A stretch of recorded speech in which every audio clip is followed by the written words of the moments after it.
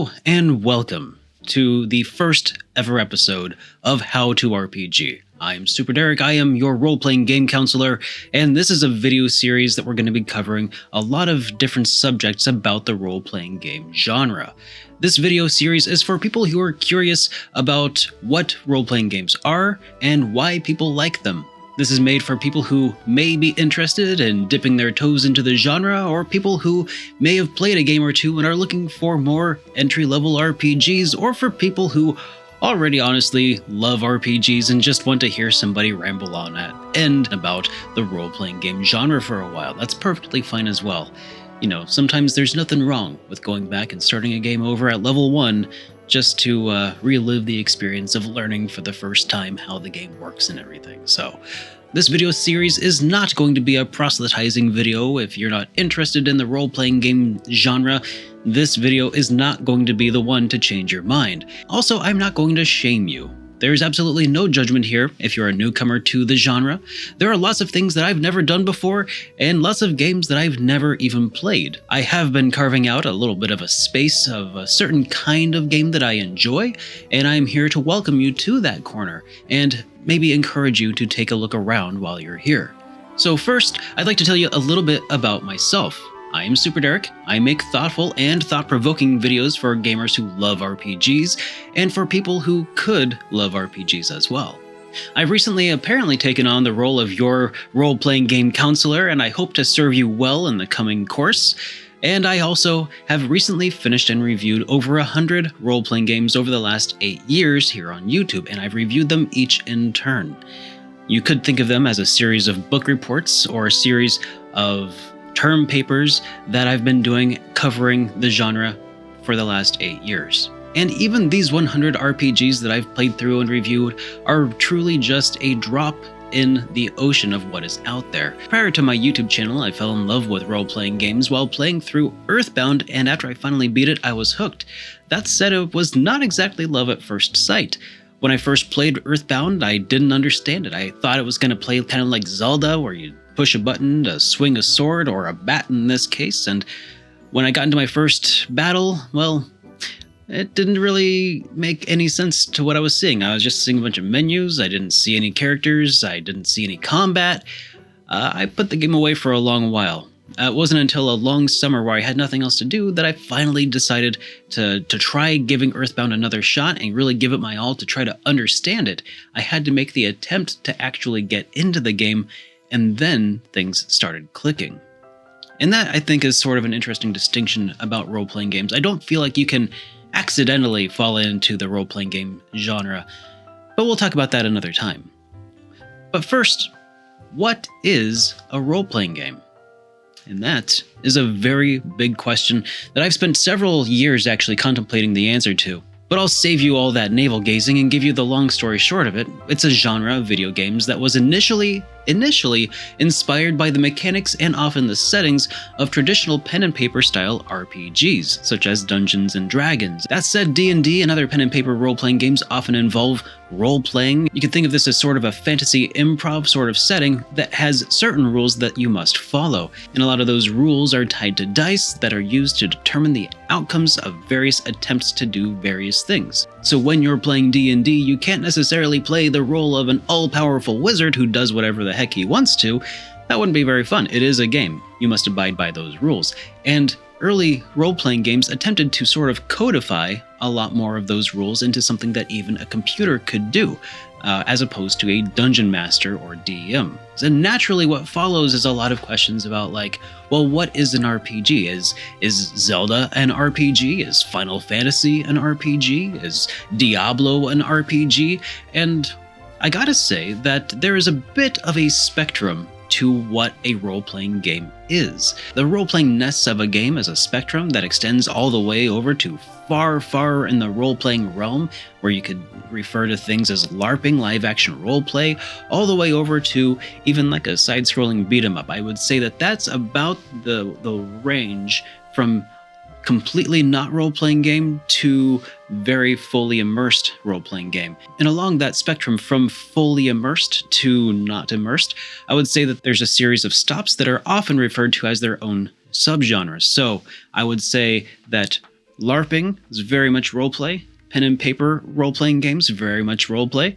Then you have your computer RPGs, like Western RPGs that were more inspired heavily by the pen and paper RPGs, followed by Japanese-style RPGs, which feature less role-playing, but still feature a lot of the same mechanics that are carried out as the rules of D&D and everything are kind of brought to a menu-based system. Then you have games that are more of like an action-based role-playing game, or ARPG as it is often referred to, followed by an action-adventure, which features a lot of the similar mechanics to action RPGs, but has a little less emphasis on story and exploration, and then eventually on into side-scrolling beat-em-ups, which is pretty close, even at times flirts with the line, such as games like River City Ransom, which still includes some role-playing mechanics. And then further beyond that, you have your straight-up beat-em-ups, and that's really, I think, where the genre ends. So when somebody asks, is X game an RPG? The answer to that could be very much a yes, but only a little bit, or yes, and a whole lot of it. There's a spectrum of that going on there. So especially the most often question is Zelda an RPG, and that is most often classified as being an action-adventure game, with a slight exemption there for Zelda 2, which does also feature certain leveling mechanics, which might bring it closer into being a side-scrolling RPG. So it's a bit of a spectrum, but mostly yes. If you think that it has some role-playing mechanics, you could say yes. But where you're cut off of what is and what isn't an RPG is pretty arbitrary. So whether or not a game is or isn't an RPG is really a fuzzy thing, and it's often decided by the beholder. So I just brought up a few different subgenres that we were talking about. So what is a JRPG, or what is a WRPG?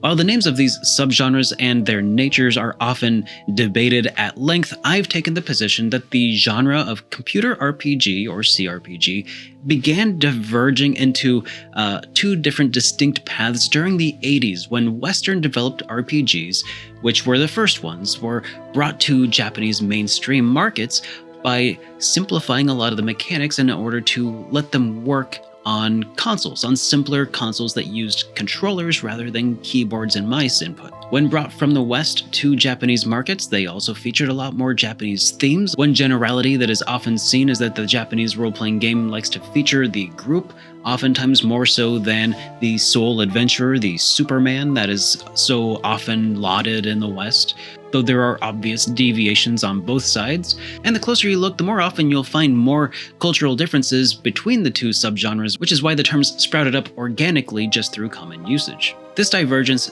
cleanly separated Western RPGs and Japanese RPGs, both by an ocean and also themes and gameplay standards. One of the other cultural differences that spawned the difference between Japanese and Western RPGs in the first place was the popularity of personal computers over console RPGs.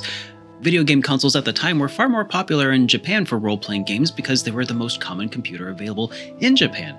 Because at that time, there was a very big disparity between the amount of people who liked to use computers in Japan versus those who liked to use computers in the West. That chasm has been gradually shrinking, but it hasn't yet completely closed. Even though even today we often think of the Japanese culture as being very much a technologically savvy one, you'll often find that they favor the use of a smartphone far more than the use of a personal computer. The Japanese language doesn't really map super well to a keyboard, and therefore it's a lot more complicated to utilize in the Japanese language. It can be done, and many people do it, but it is a higher barrier to entry, as opposed to smartphones, which have seen a much easier adoption into Japanese mainstream. As a result of this, PC gaming has often been seen as sort of being for perverts and otaku in the Japanese society, because a lot of Japanese games on PC were of a certain nature, whereas over in the West it was much less stigmatized because a lot of people had personal computers that they used to play normal games that didn't involve a lot of lewd scenarios. And how this divide at this point is starting to manifest even further in Japanese role-playing games is seeing the Japanese people continue to further adopt smartphone gaming as opposed to PC gaming. However, Japanese developers are also seeing an increase in demand of PC gaming in the West. So you have this interesting new evolving dichotomy here of Japanese players wanting to play their Japanese RPGs on their phones, and Western RPG fans wanting to play them on PC. Of course, everybody wants to play them on console as well, which is why for Japanese RPGs, consoles right now are the premier platform. But the question is, for how much longer? Well, it is about that time that we wrap things up. If you enjoyed today's lesson, please be sure to get subscribed because, again, I am SuperDerek. I make thoughtful and thought-provoking videos for gamers who love RPGs, and this will be a series of videos, so make sure you get subscribed to see the next ones that I've got coming. And I'll see you guys in the next one. Class dismissed.